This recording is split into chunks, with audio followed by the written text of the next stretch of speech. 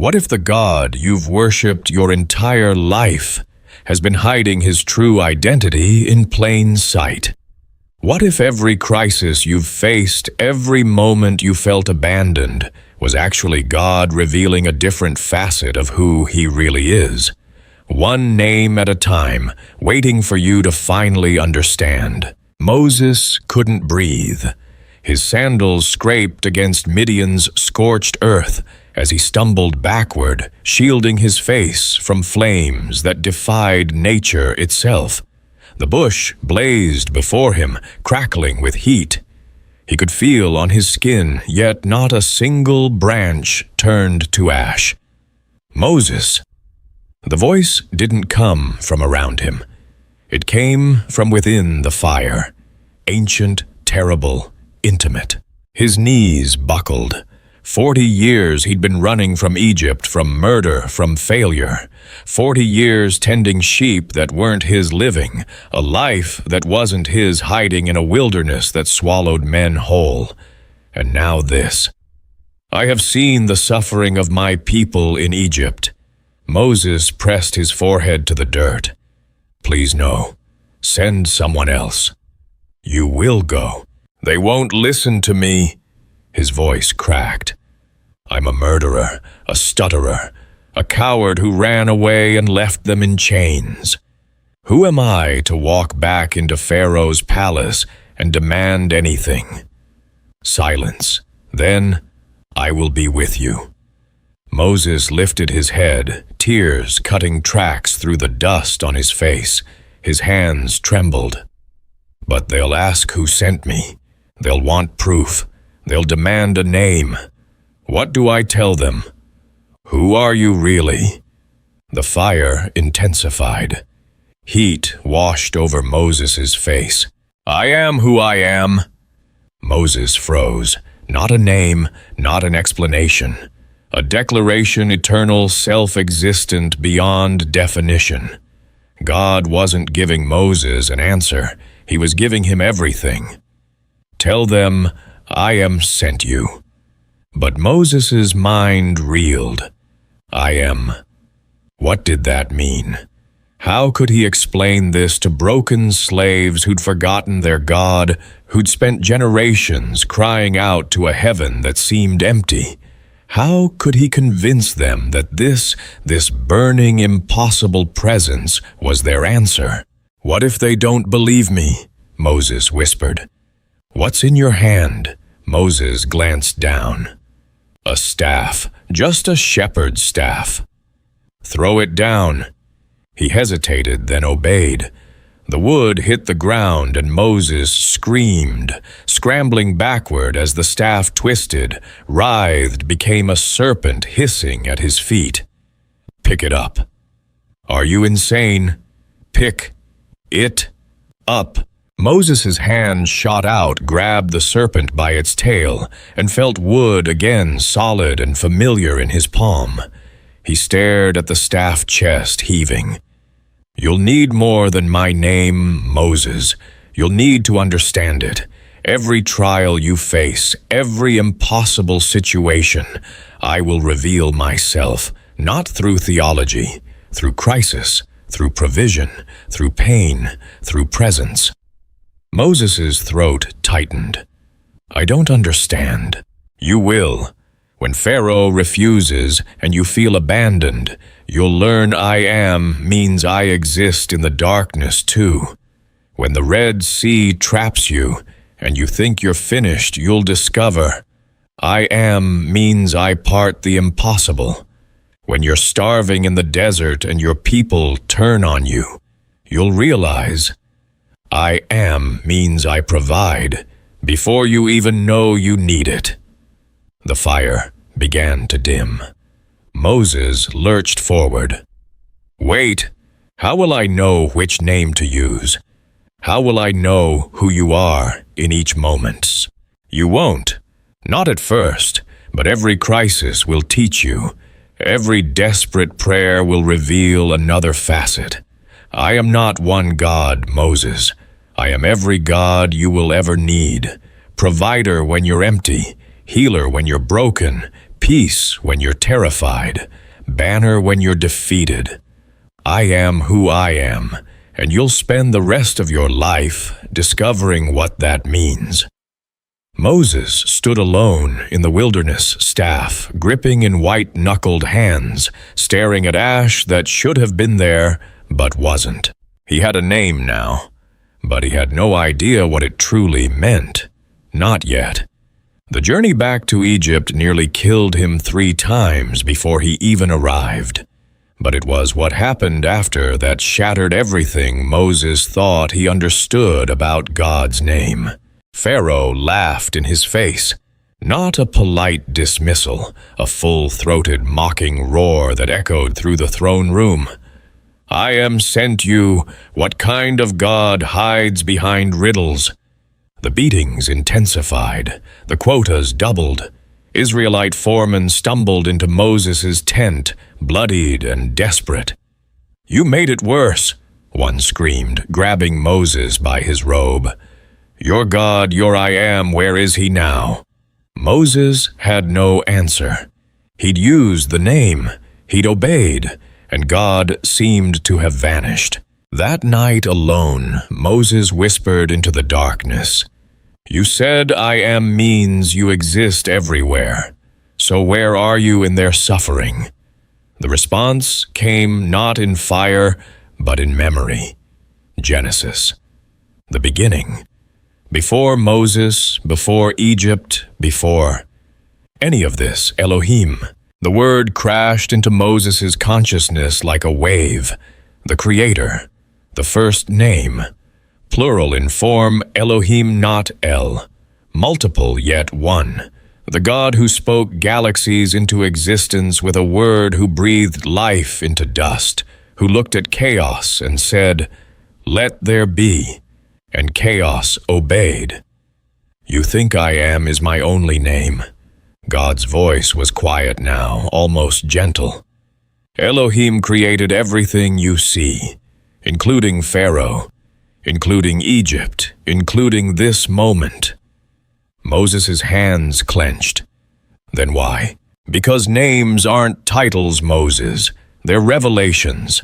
And you can't understand I am until you understand I've always been more than you needed me to be.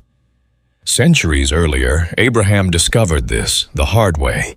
99 years old, his body as good as dead, his wife's womb a tomb for dreams that had died decades ago.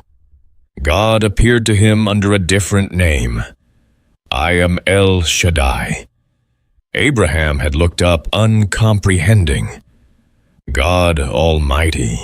God who is enough. When you have nothing left, no strength, no hope, no possibility. I am sufficient. Your emptiness is where I work. 9 months later, Sarah held Isaac. Impossible made flesh, but the name that broke Abraham came years after on a mountain that still haunts the faithful.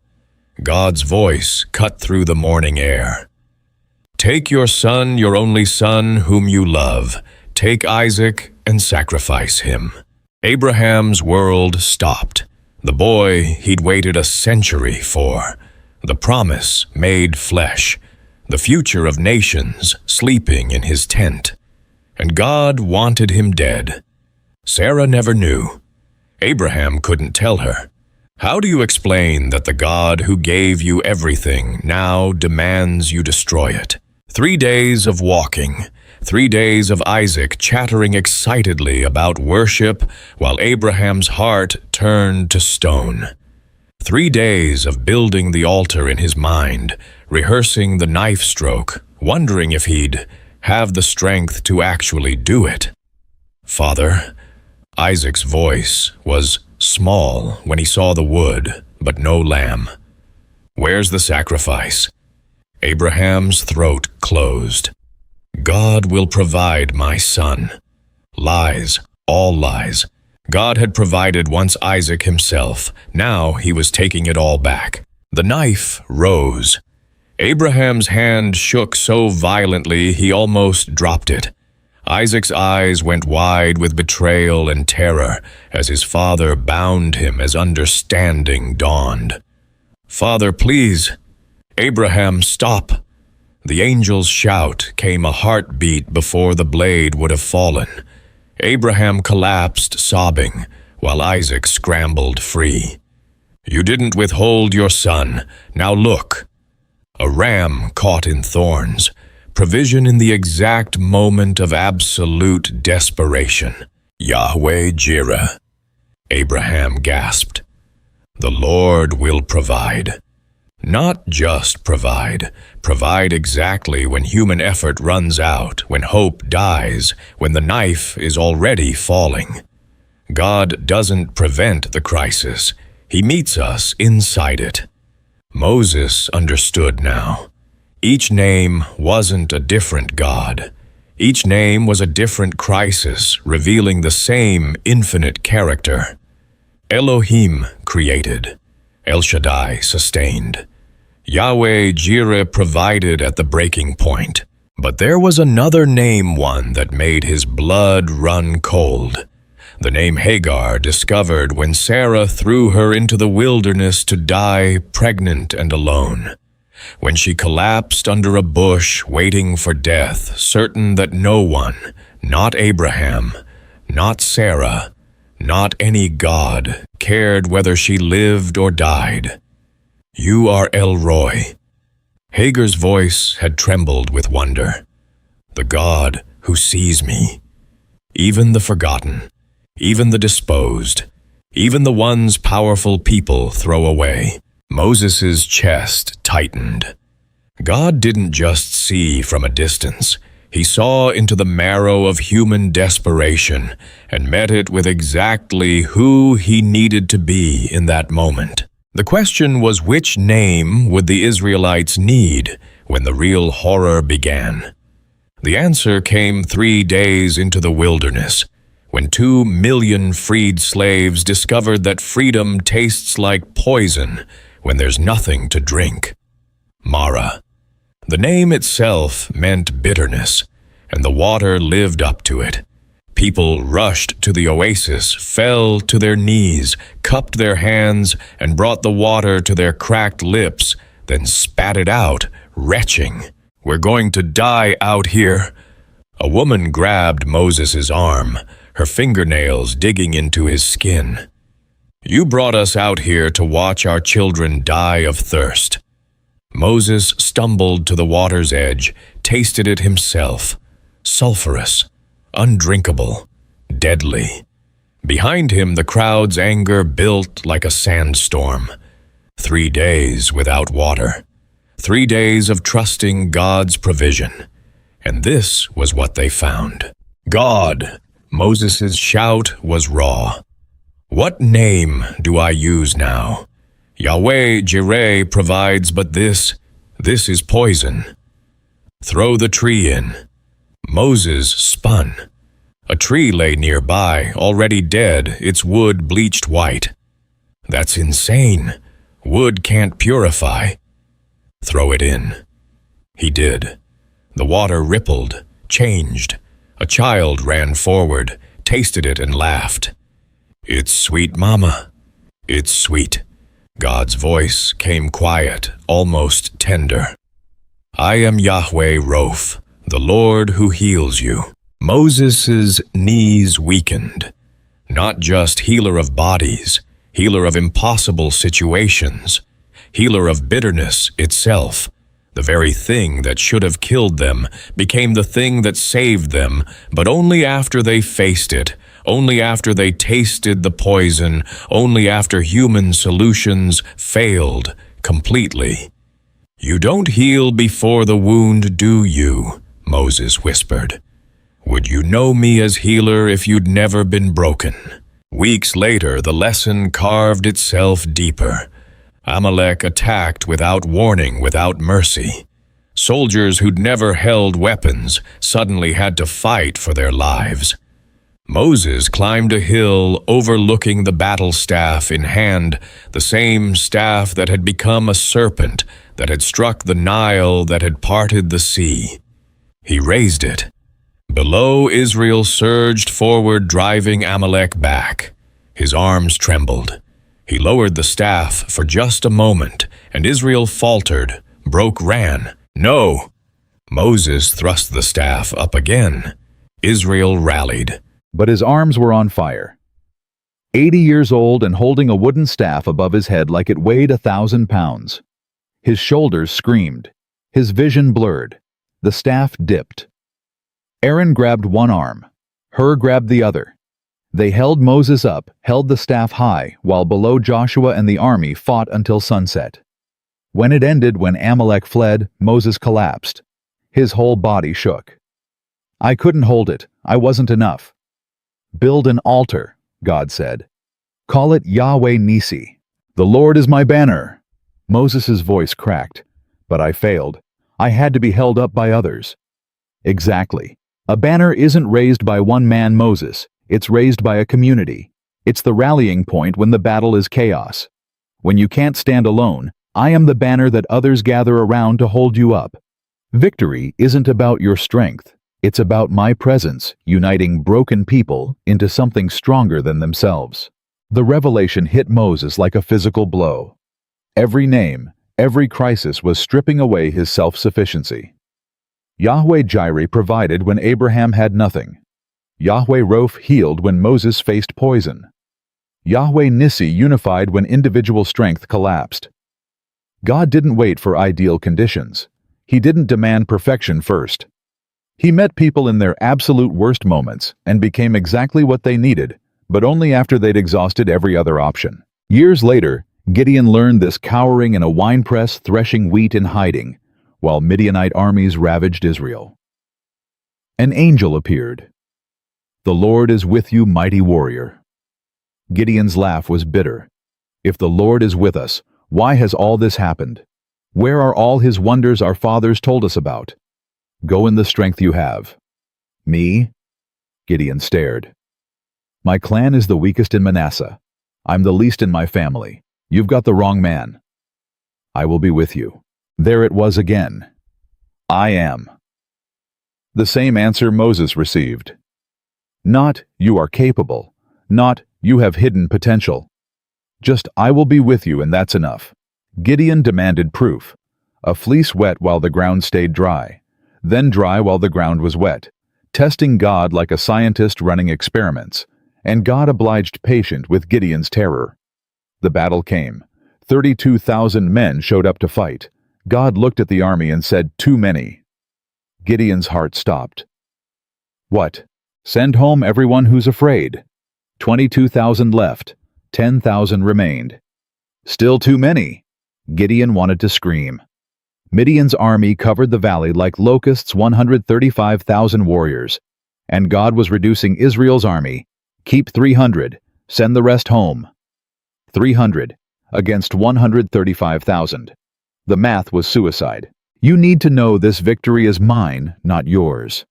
I am Yahweh Shalom, the Lord is peace. Not the peace that comes after you've secured every advantage. The peace that exists in the middle of impossible odds because I am is bigger than the numbers. That night, Gideon's 300 stood on the hillside, each holding a torch hidden inside a clay jar and a ram's horn. No swords, no shields, just fragile pottery and fire. When I blow my trumpet, Gideon's voice shook. Break the jars, hold up the torches, and shout. One of the men laughed a jagged, desperate sound. That's the battle plan. We're going to scare them to death with noise and light. We're going to let God be God, Gideon said, but his hands trembled on his own jar. That's all we've ever been asked to do. The signal came. 300 jars shattered simultaneously. 300 torches blazed. 300 voices screamed, for the Lord and for Gideon. Below in the Midianite camp, chaos erupted. Soldiers woke, saw lights surrounding them on every side, heard the horns, assumed they were surrounded by a massive army. In the darkness and confusion, they turned on each other. 135,000 warriors destroyed themselves, while Israel's 300 just stood there holding torches and watching God fight. Yahweh Shalom. Peace not as the absence of battle, but as the presence of God in the middle of it. Peace that says, "You're outnumbered 450 to 1, but I am is here, so rest." But the name that shattered every religious assumption came centuries later in a temple that had become a symbol of God's absence. The Babylonians had destroyed Jerusalem, slaughtered its people, dragged the survivors into exile. The temple God's house, the place where his presence dwelt, was ash. For 70 years, Israel wept by foreign rivers, certain God had abandoned them forever. "Where is Yahweh now?" the exiles cried. "Where is Elohim the Creator? Where is El Shaddai, who is enough? We have nothing. We are nothing. God has left us." Then Ezekiel, exiled and broken, received a vision that changed everything. He saw God's glory, but not in Jerusalem, not in the temple, not in the Promised Land. God's presence was in Babylon, with the exiles, in the place of their greatest shame and suffering. "I am Yahweh Shammah," God declared. "The Lord is there." Not "the Lord was there in the temple you lost." Not "the Lord will be there when you finally deserve it." The Lord is there present tense right now in the worst place you can imagine, in the middle of your exile in your Babylon.